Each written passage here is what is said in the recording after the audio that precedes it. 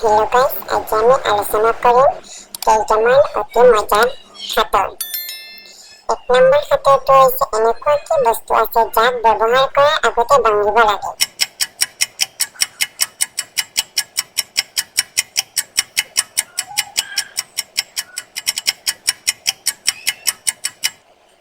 উত্তৰ কৰে। 2 নম্বৰ সাঁতৰটো হৈছে এনেকুৱা কি আছে যিটো পুৰুষে লুকুৱাই খোজ কাঢ়ে আৰু মহিলাই দেখুৱাই খোজ কাঢ়ে।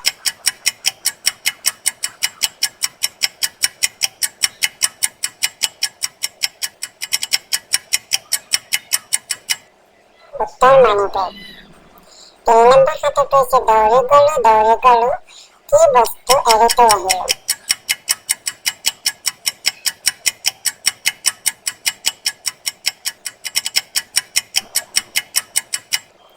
উত্তৰ খোজ।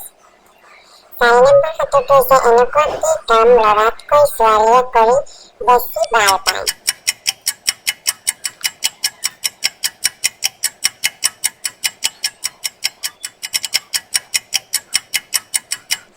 উত্তৰ বজাৰ।